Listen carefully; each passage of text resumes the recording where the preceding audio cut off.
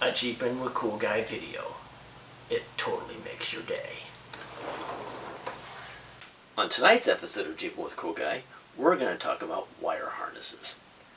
This is part one of a three-part series. Tonight, we're going to talk about the rear wire harness and the differences between the two wire harnesses. Two wire harnesses, you say?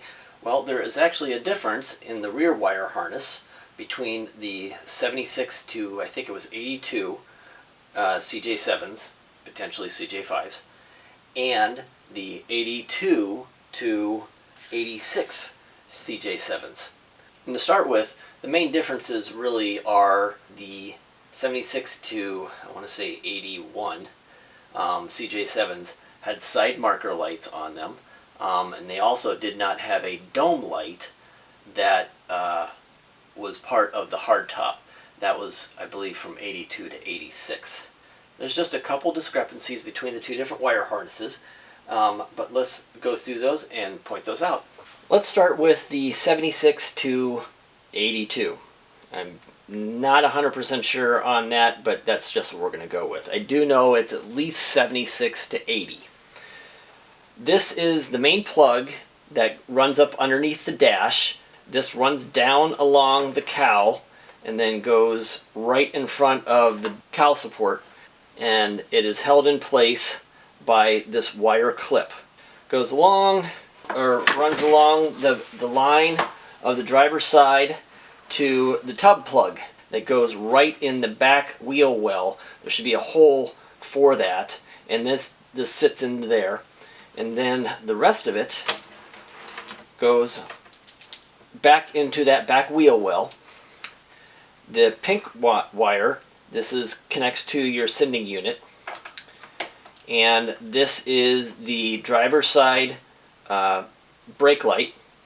This is the connector that goes to the side marker light, and then this goes down along the back of the tub right above the rear cross member, held in by wire harness clips. And then this is your passenger side brake light with your side marker connector. Let's go back to the connecting point behind the dash and talk about the wires and what they actually are. The pink one is your fuel sending unit connector. This is the wire feed that actually goes to your fuel gauge in your speedometer. In your underdash wire harness, it should also be a pink line. The white with no tracer is your tail light wire. This also powers the side marker lights. The white with tracer is your backup lamp light. The green with tracer is the driver's side brake light. The green without tracer is the passenger side brake light. While we're talking about the rear brake light housing, this is the driver's side brake light housing. The way you can tell that is because it has this clear face on the bottom of it. So that white wire with no tracer not only powers your tail lights and the side marker lights, but it also powers the bulb for your license plate. The fuel sending wire connects to a white wire, and it's about, 2 feet long, give or take. Had to run a splice in here because there's a little bit of a rub mark on the fuel sender wire, and I didn't want any complications with that. And then this goes over to your fuel sender and plugs right into the post on your fuel sender. This is the wire harness for a later model, I'm going to guess 81 to 86 or 82 to 86. There's a couple different things about this wire harness that are different than the earlier model. There is the addition of the hardtop dome light wire harness, which consists of this orange and black line, orange for the light, black for the ground. This connector that connects to the wire harness underneath the dash runs along just before it goes into the body tub with your body tub plug. You have the terminal end of that wire. This connects to a wire harness that is built into, I believe, the hardtop for the later model CJ7s with the dome light as part of the options. I don't have that, so can't show that to you. Sorry. Once you go down into the body tub, into the wheel well, you can see how a previous owner has bastardized this. I didn't do this. This was just a leftover wire harness.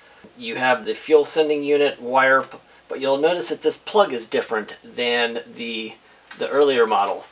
And it plugs into a pink line that has the female plug, and it just plugs in like that, and then this runs over and goes on to the fuel sending signal post.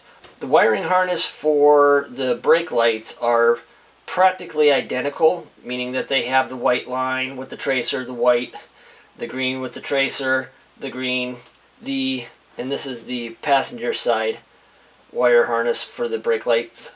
But the brake light terminal has the side marker light on it, but you'll also notice that this is different than the earlier models.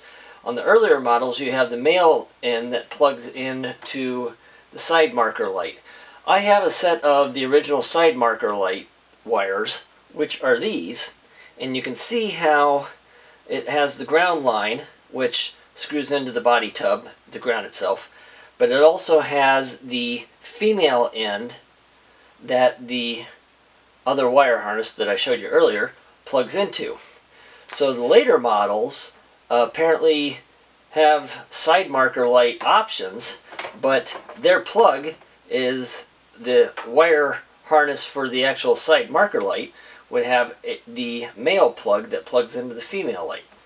Okay, I don't recall ever seeing side marker lights on a late model CJ7, but maybe that is something that's out there. I just haven't seen it. There is one thing that I wanted to mention that I didn't point out with the previous wire harness, and also for this wire harness, is the ground line that runs from the sending unit.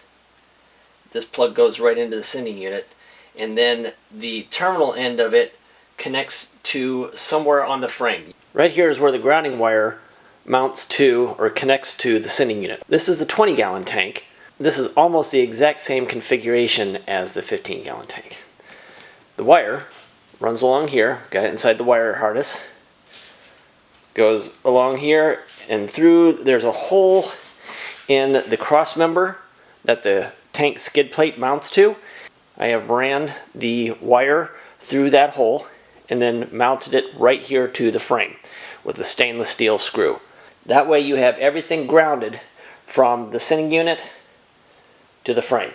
Now the reason that this wire, or that point in it being grounded to the frame, is important is because that's normally what happens with the failure of the fuel gauge in the CJ7s, is that this ground point winds up rusting and the connection goes bad. Those fuel gauges are finicky to begin with, but that's also why they are so hard to find a truly functioning original one, is because usually the ground line goes bad.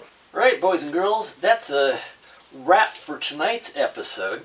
I'm going to just finish up the wire loom for this wire harness before I go and put it on the CJ7. But like I said before, this is part one of a three-part series. The next one in this will either be the dash wire harness or the engine wire harness. Probably the dash wire harness, because the engine wire harness, there's so many different configurations that it's kind of hard to really explain it all, but I will do my best. It will obviously be for a 6-cylinder CJ779, and we'll go through that at a future date. So stay tuned, like and subscribe.